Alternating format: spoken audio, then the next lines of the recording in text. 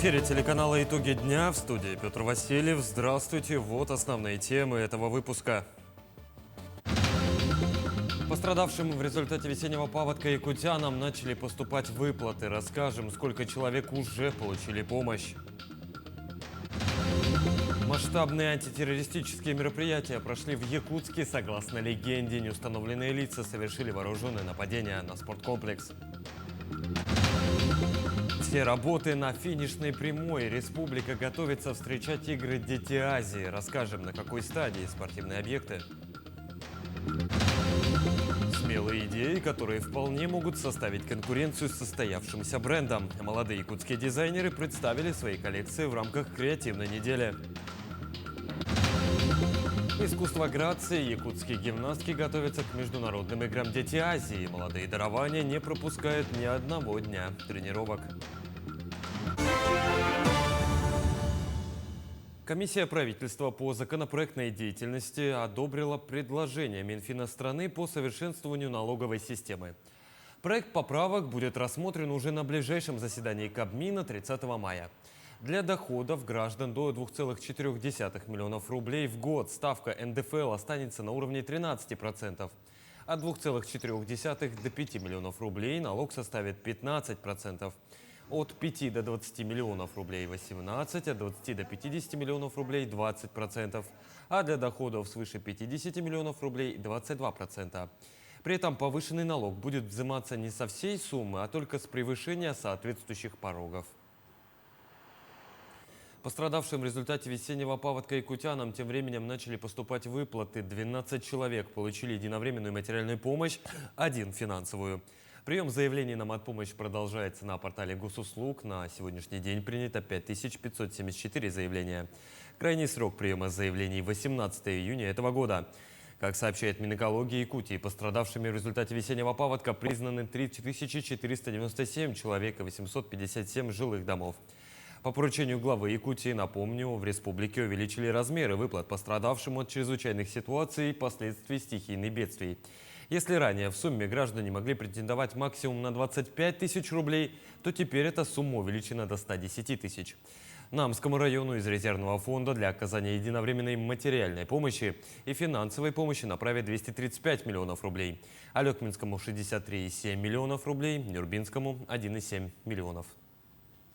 Сегодня, пока по нашим подсчетам, выходим на 1 600 с лишним миллионов на ущерб, но при этом по данным муниципальных образований, если эти данные подтвердятся, то эта сумма может еще увеличиться. Поэтому мы работаем слаженно. Хочу поблагодарить коллег за ту работу, которую они ведут. И главой поставлен срок, что на этой неделе мы должны эту работу завершить и уже подаваться на федеральные органы государственной власти для того, чтобы претендовать на получение федеральной помощи. Общий ущерб от весенних паводков на территории Якутии по предварительным данным составляет порядка 1 миллиарда рублей. В рамках аварийно-восстановительных работ порядка 2700 волонтеров и сотрудников из различных ведомств и министерств по очистке, восстановлению инфраструктуры и помощи пострадавшим в восстановлении домов. Задействовано 126 единиц техники, было убрано около 4700 кубов мусора. Жители Якутии продолжают поддерживать население Намского района, пострадавшее от весеннего паводка. Неравнодушные граждане и трудовые коллективы приносят свою помощь в общественный штаб в здании АГАТУ. Сначала помощь была оказана только жителям сел Хатырык и Маймага, затем общественное движение расширилось.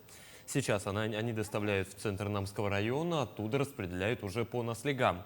Так, за 10 дней пострадавшие от паводка получили 20 тонн гуманитарной помощи.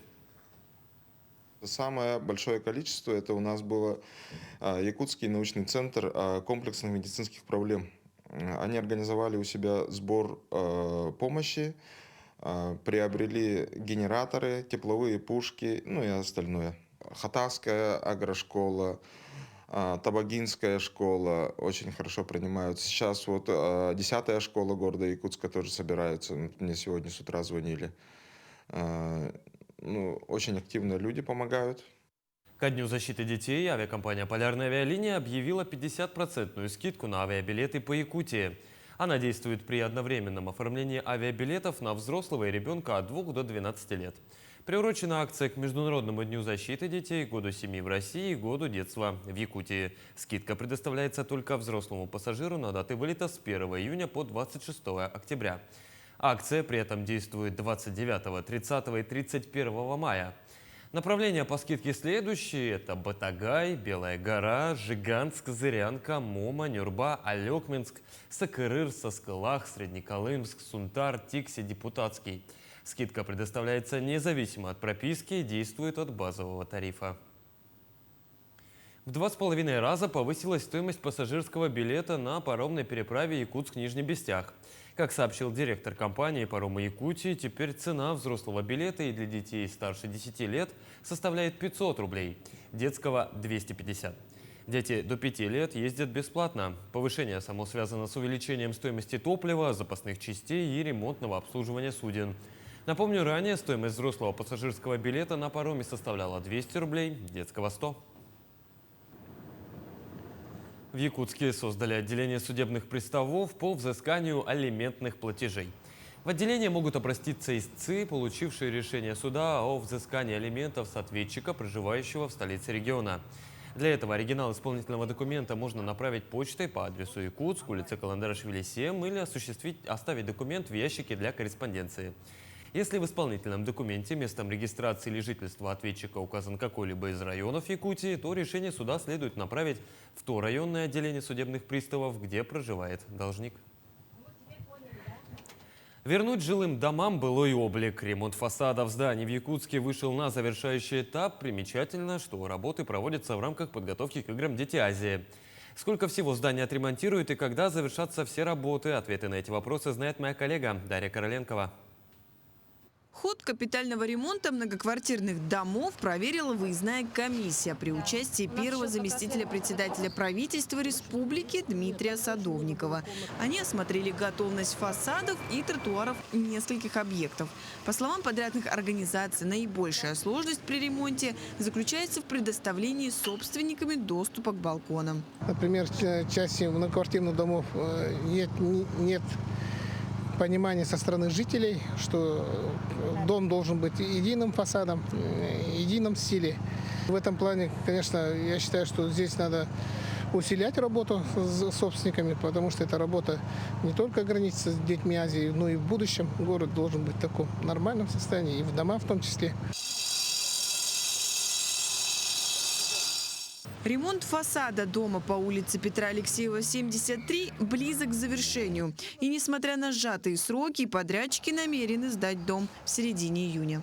Как можете видеть, меньше чем за месяц мы закончили одну сторону лицевую со стороны улицы Лермонтова. Оставшееся время будем спокойно это доделывать со двора. Осталось нам, значит, шпаклевка, покраска с той стороны, ну и замена балконов. Работы завершаются и на территории спортивного комплекса «Триумф». Благоустройство набережной озера Сайсары включает создание прогулочной зоны с тротуарами и велодорожками по всему периметру озера. Часть работ в зоне спортивного комплекса завершится 15 июня. По проекту в сжатые сроки уже готова половина работы. Здесь, например, под автомобильным основным мостом построят пешеходный, благодаря которому жители города Якутска смогут устраивать себе прогулки. А здесь почти закончена территория для спортивной детской площадки вместе с батутами. Первый заместитель председателя правительства Дмитрий Садовников подчеркнул, что важно строго придерживаться установленных сроков и обеспечивать высокое качество всех ремонтных работ, чтобы город Якутск был полностью подготовлен к проведению мероприятий. Дарья Короленкова, Георгий Григорьев, Якутск. Чуть больше 3 недель остается до момента начала соревнований 8-х международных игр «Дети Азии». Ремонтные работы и на спортивных объектах подходят к финишу. Руководители спорткомплексов уверяют, что все объекты будут сданы точно в срок. С ходом работ знакомился Александр Хавренко. В бассейне Чулбон пройдут соревнования по плаванию. На сегодняшний день работы по контрактам завершены более чем на 90%. В прошлом году были выполнены капитальный ремонт кровли, подъездных площадок, заменены витражи. С начала 2024 года работы проводились внутри здания. Выполнен косметический ремонт, обновлена входная группа. На втором этаже полностью сделали косметический ремонт. Здесь перед стартом мы должны приобрести хронометраж «Омега», который отвечает по всем международным стандартам. Вот, и должны поменять разделительную дорожку, старт тумбы. На ремонт Центра спортивной подготовки «Триумф» удалось заключить контракты на 199 миллионов. На сегодняшний день завершены практически все внутренние работы. Проведен косметический ремонт, произведена замена коммуникаций, проведен ремонт в столовой, залах бокса и борьбы, а также в гостиничном корпусе. Снаружи еще у нас полностью подсветку делаем «Триумфа», так как в 2012 году было, там такие были уже. Первую зиму все сломалось. Сейчас полностью делаем. Проект мы заказали в Питере, питерская фирма сделала. И планируем завершить где-то в конце мая, да. В конце мая, 31 мая должны уже сдать по освещению «Триумфа».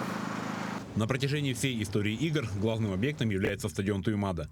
Именно здесь проходят торжественные открытия и закрытия, а также соревнования по легкой атлетике. С октября 2023 года на стадионе ввелся ремонт. Работа проделана колоссальная.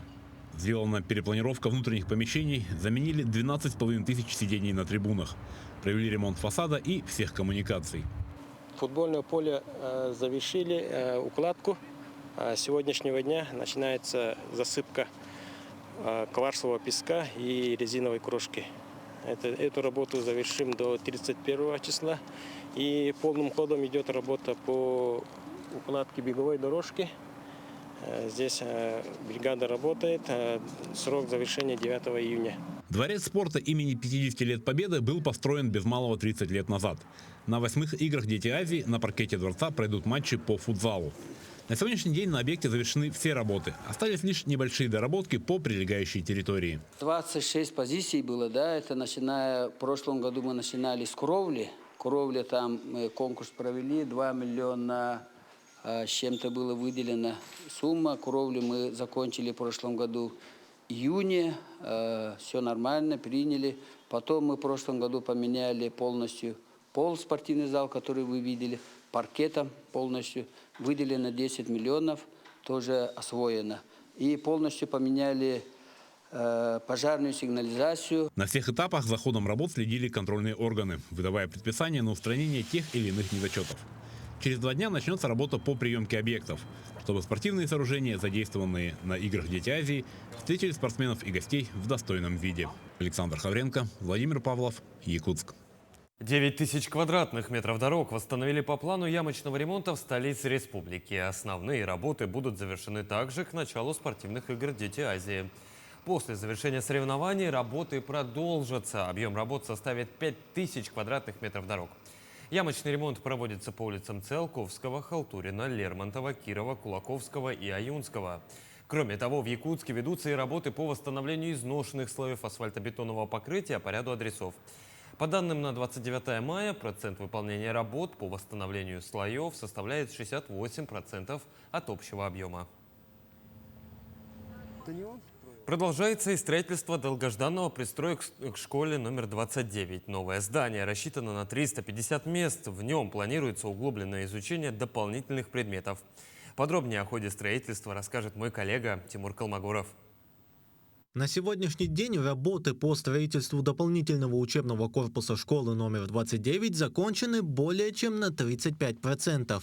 Трехэтажное здание пристроя имеет общую площадь 8000 квадратных метров, где сейчас работает порядка 75 человек.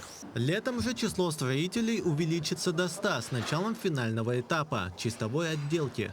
На данный момент ведутся работы монтаж систем отопления, вентиляция, электрика, водоснабжение и канализация. По бетону вот заканчиваем, 2 плиты осталось, кладка 3-го этажа и парапета. И начали отделочные работы черновые, штукатурка стен, утепление полов и стяжка полов. И планируем вот в июне месяце начать уже монтировать окна, витражи и утепление фасадов.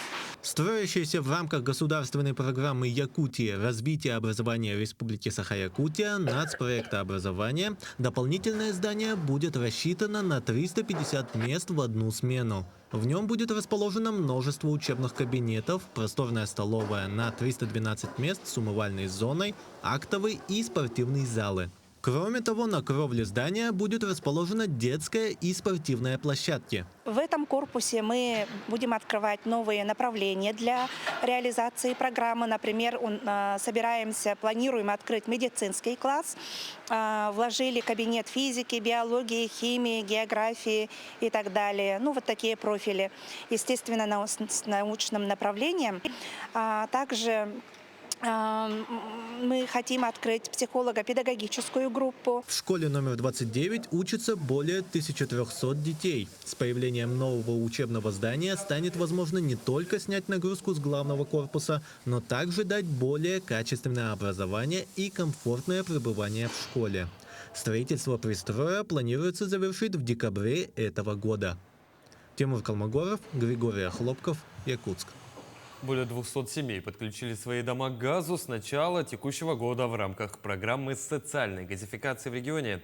Заключено 1767 договоров с исполнением в текущем году при плане в 1867. При этом 200 семей Якутии уже подключили свои дома к газу. Кроме того, на стадии завершения находится и работа по инвентаризации садовнических товариществ. Таким образом, в реестре будут отображаться зарегистрированные дома, которые расположены на их территории, куда по поручению президента России должны подвести газовые сети.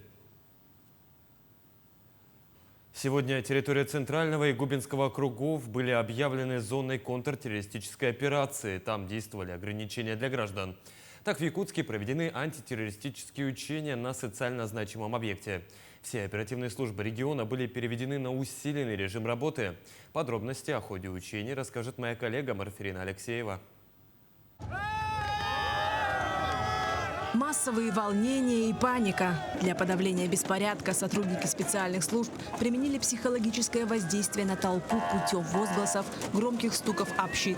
Затем взбунтовавшихся завели в автобусы и увезли. Беспорядок устранен.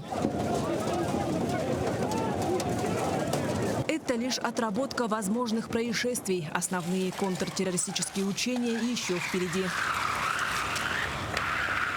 Согласно замыслу, неустановленные лица совершили вооруженное нападение на спортивный комплекс «Дахсун». Преступники расстреляли людей, находившихся на первом этаже здания, и подожгли выходы, ведущие из манежа. Также террористы привели в действие взрывное устройство, в результате чего произошло частичное обрушение спортзала. Имеются погибшие и пострадавшие. Площадь пожара составила 120 квадратных метров. На эвакуацию были задействованы 4 звена газодымозащитной службы. Эвакуировано и спасено 4 человека, в том числе был задействован автоколенчатый подъемник с спусканием одного маломобильного гражданина. Все пострадавшие были переданы медицине катастроф с дальнейшей эвакуацией. Ходы действий силовиков и оперативного штаба республики, все нюансы были воссозданы и отработаны детально и с применением всех сил и технического обеспечения. Взрывоопасный предмет, самодельное взрывное устройство. Значит, может в составе быть именно химические, да? Да, химические и ядовитые вещества. В продолжение легенды учений оперативным штабом были организованы переговоры с террористами, но в связи с неадекватным поведением преступников было решено применить воздушные силы. По легенде, террористы скрылись, и силовики воспользовались таким средством, чтобы найти их. Его спустились по канату, и сейчас они в разные стороны разбрелись для того, чтобы найти террористов. Террористы найдены. Оказалось, что они установили лагерь недалеко от спортивного комплекса. В результате проведения боевого мероприятия преступники нейтрализованы. Учение проводилось для проверки теоретической и практической готовности оперативного штаба Якутии к действиям в условиях кризисной ситуации. Цели учения достигнуты. Все участники мероприятия с поставленными задачами справились. Марфирина Алексеева, Нургун Старостин, Якутск. Библиотекари Якутии подвели итоги первого республиканского семинара для центров удаленного доступа к президентской библиотеке. Работа по развитию сетей центров ведется в рамках соглашения, подписанного главой республики Айсеном Николаевым и генеральным директором президентской библиотеки имени Ельцина Юрием Носовым во время ВЭФ-2023. За год количество центров удалось нарастить в Якутии с 5 до 54. В ходе семинара библиотекари обсудили проблемные вопросы онлайн-обучения школьников и студентов и предложили пути их решения. Я в Якутии впервые, да, по служебной командировке. Очень приятно здесь побывать, очень теплый мне оказали прием. И во многом благодаря руководителю и сотрудникам Николаев-центра. Мы вчера провели очень продуктивный семинар по работе с ресурсами президентской библиотеки. Мне было лично очень приятно услышать, что коллеги активно работают с ресурсами президентской библиотеки, продвигают эти ресурсы. Якутская мода активно развивается, и это в очередной раз подтвердил показ дизайнерской одежды в рамках креативной недели «Аяр Дабан». Молодые креативные модельеры республики представили свои смелые идеи, которые вполне могут составить конкуренцию с состоявшимся брендом. Модный показ посетила и наша съемочная группа. Даяна Федорова расскажет подробности. У каждого дизайнера своя философия, но одна на всех любовь – создавать красоту. В каждом образе отмечается живописность якутского лета, богатые народные традиции и современный взгляд. Миссия показа – это манифест освобождения женской энергии, трансформации из черного в белое. И в моей коллекции это очень хорошо отслеживается. Образы отдельно взятые, допустим, платья, жилеты, перчатки, какие-то стилеобразующие вещи, которые есть в коллекции, можно смело сочетать и в обыденной жизни. В рамках деловой сессии участники обсудили темы развития модной индустрии и первую республиканскую программу по поддержке якутских брендов. Планируется, что данная программа станет ежегодной. Мы организуем ее совместно с Институтом развития индустрии моды Bein Open. Мы услышали много предложений и болевых точек от наших дизайнеров. И будем работать с ними плотно, чтобы своими проектами закрывать их потребности и помогать им развиваться дальше.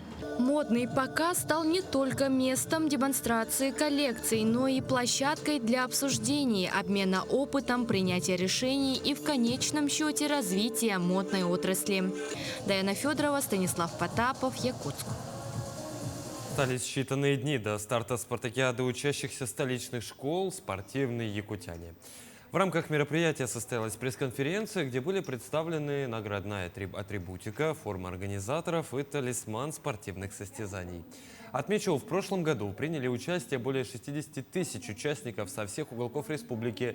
В этом году спартакиада пройдет также в 3 этапа. В школьном этапе уже приняли участие более 69 тысяч юных спортсменов. С 6 по 10 июня пройдет финальный этап по 9 видам спорта, в том числе боксу, стрельбе из лука и масс-рестлингу. Из нововведений в этом году впервые пройдут соревнования по гиревому спорту и легкой атлетике среди лиц с ОВЗ. Особенностью спартакиады этого года является в том, что лучшим тренерам, учителям физкультуры будут премиальные по распоряжению главы республики. То есть лучшие тренера по видам спорта, по каждому виду, по 29 видам будут получать 100 тысяч рублей премиальных. Искусство грации. Якутские гимнастки готовятся к международным играм «Дети Азии». Молодые дарования не пропускают ни одного дня тренировок. Это понятно, ведь наши гимнастки являются призерами множества всероссийских соревнований. О том, как проходит тренировка к важнейшим международным играм, расскажет наш корреспондент Аман Отов. На данном этапе сформированы 2 сборные команды из 16 гимнасток. Спортсменки будут выполнять групповые упражнения, участвовать в командном зачете и выступать в индивидуальных программах. В сборную Якутию вошли гимнастки из разных клубов столицы. Из Либерти, Бриллианты Тоймады и Сияние. Я начала заниматься художественной гимнастикой 6 лет, меня привела мама. Я сначала занималась танцами и часто видела девочек-гимнасток. Мне очень понравилось тем, чем они занимаются, поэтому я попросила, чтобы меня тоже привели туда. К нам приезжала тренер из Новосибирска, Нина Лазарева. И мы занимались по 8-9 часов в день. Было очень сложно. Сейчас мы занимаемся точно так же. У нас усиленная подготовка. Мы работаем над чистотой, над эмоциями. Как рассказывают гимнастки, самое сложное для них – работа с булавами. Но несмотря на это, тренер сборной Александра Бронских полностью уверена в своих ученицах. Мы уже вышли практически на финишную прямую. У нас осталось меньше месяца до игр. Да, 27 июня у нас уже начнутся соревнования. Сейчас тренировки идут двухразовые, пока еще идет май. Мы тренируемся около 7 часов в день, 6 дней в неделю. Когда будет июнь, и то есть когда мы уже выйдем, так скажем, на контрольные тренировки, то будет одна большая тренировка, и с утра будет так называемая тренировка по общей физической подготовке. Сборная Якутии по художественной гимнастике – одна из лучших на Дальнем Востоке. За плечами юных спортсменок несколько престижных наград в региональных турнирах. Участие в международных играх «Дети Азии» – прекрасный шанс для наших спортсменок проявить себя и построить профессиональную карьеру в этом нелегком спорте. Аманотов, Ниргун Старостин, Якутск. Такое увидели уходящую среду наши корреспонденты. Ну а я с вами прощаюсь. Всего доброго и до новых встреч.